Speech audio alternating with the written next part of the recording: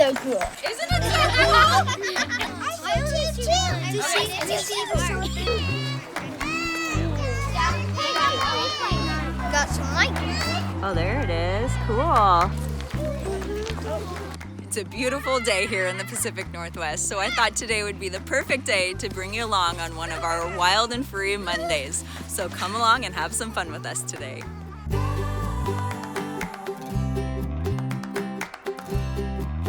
If you aren't familiar with Wild and Free, it's really a homeschool community of like-minded moms that get together to give our kids a quality education while preserving the wonder and the amazement and the adventure of childhood. It's said that kids only spend on average 4 to 7 minutes outdoors every day.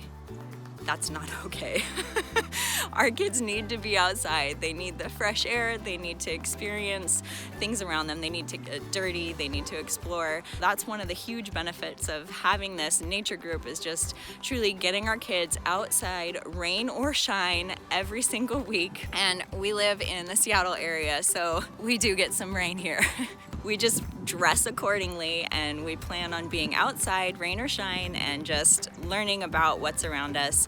And it's a beautiful, incredible, amazing experience. It is definitely one of the best decisions I've made for our homeschool, and our kids have really enjoyed it and have really blossomed. And everyone that I've talked to about this has just been so excited about it and wanted to join. And so our group just continues to grow and grow because so many people want to be part of this amazing adventure. For our particular group, we meet every Monday at 1 o'clock, and we get together for some kind of nature study, and then we often do a nature hike or a nature walk, and we do sometimes some craft projects or some nature journaling, all kinds of things just to get us outside, enjoying nature and learning about the creation that's around us. Every week a different mom leads the nature lesson that we're learning about, and then we just take turns teaching about something that we're interested in.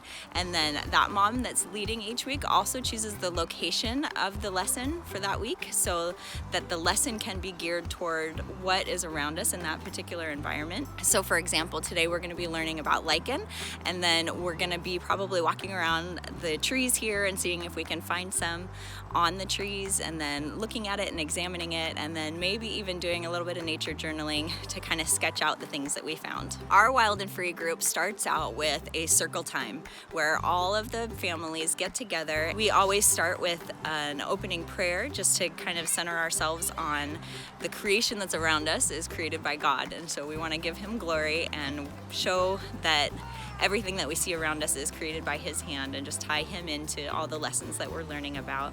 And the mom that's leading the lesson that week will choose some kind of subject for the kids to share about, and then we go around in a circle and just share that thing. For example, the mom might choose, what's your favorite thing to do in summer? And then all the kids, and even the moms participate too, go around the circle and share their name and what that thing is for them. And so everyone gets to learn a little bit about each other, and the kids get to practice some public speaking skills and just get comfortable sharing in front of others. And so that's another great aspect that we've added to our group. And then the mom that's leading that week will go into her short nature lesson.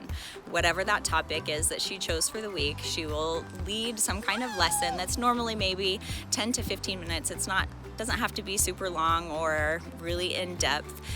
If we had older kids, then that might be a little bit different story. But our particular group is primarily elementary aged kids. And we have quite a few preschoolers as well. So our lessons tend to be a little bit shorter just because that's the season of life that most of our families are in. We are looking for something called lichens. Does anybody know lichens? Lichens, I think, are one of the coolest organisms in the forest because they're not one organism. They're actually something that forms a very scientific term. It's called mutualistic symbiosis. Symbiosis means they work together. So lichen is a partnership, essentially, of 2 or more organisms together. So both algae and bacteria and fungus, all 3 of those are very simple organisms, but they combine together to make a very complex organism called a lichen. The fungus in a lichen provides the structure or the shelter. The fungus can't make its own food, so it basically becomes friends with the algae or the bacteria. And lichen are very unique. They can take nitrogen out of the air and make it usable for other species. Most species can't convert the nitrogen out of the air, but lichen can. This is called sometimes reindeer lichen. Why do you think they would call it reindeer lichen? What do you think, Dallas? Because it looks like reindeer. Yeah, it looks like the antlers of a reindeer, right? Sometimes lichen get a bad rap because people see it on a tree and they think the tree is diseased. But in reality, it's not hurting the tree at all. It's a symbiotic relationship, which means they work together without hurting each other. Yes, Maya? That is so cool. Isn't it so cool? I know. I love lichens. They're so cool. And so we have a short nature lesson, and then we go out and explore the area that we're in. And we live in the amazing, beautiful, gorgeous Pacific Northwest, and we have an endless supply of places for us to go. So every week we meet at a different location and we get to explore some new area. We do have a few spots that are favorites that we kind of go back to on a semi-regular basis, but we try to sprinkle in a lot of new locations, and this one that we're at in particular is the first time that my family's ever been here. So it's fun to get to try new places that other families might have been and really enjoy. Yeah, that looks like lichen to me. I definitely find lichen. There's some.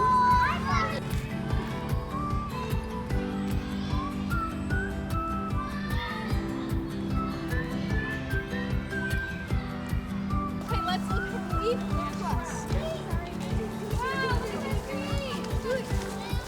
There's so many benefits of being outside, and it's been studied so much that when you're outside, that your stress levels are reduced greatly, that kids have greater attention spans when they go back into studying, and it just lets them become more aware of their bodies and how things work, as well as interacting with others, and their creativity really starts to shine when they don't have things put in front of them, that they get to kind of go explore and find things that they think are interesting, and it's just a great atmosphere and a great place for kids to be in.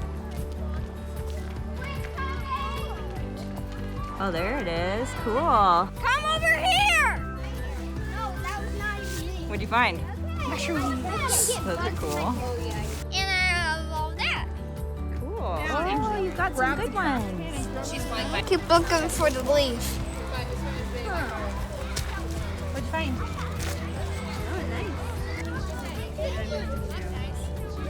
One of the best things about this wild and free community is that it's truly a community, and we get to just do life together. We get to encourage each other, our kids get to play and have fun and build friendships, and it's just as much for the moms as it is for the kids. We get to share ideas and share inspiration and just support each other, because let's face it, a lot of times homeschooling can be lonely, not only for us but for the kids as well. And so having a wild and free group like this gives us the opportunity to not only get outside and enjoy nature, but to build strong relationships and community with our friends. Who remembers what we call this type of lichen? Crust spike. Yep, this is called crustose lichen, okay? I did not know that. So 'Cause I did not crustose. dig one. And then who remembered what Leaf leaf-like? That's the types that we found, but where did we find them? Where did we find the crustose? Tree. On the sides of trees, right? Where did we mostly find the foliose and the fruticose? On the ground. On the ground, but why on the ground? Because they fall from the high roots of the tree. That's right. The reason is this is a section of forest with very tall trees. So most of their branches are up higher than we can see. Loved your enthusiasm for our lichen hunt. Appreciate that. You guys can go over the papers with your moms or your families to decide what you want to put on them. I'm done with my lesson portion, so it's up to you guys. Play on the playground. We always leave lots of time for the kids to play, and play is such an important aspect of childhood that is missing in the lives of so many kids.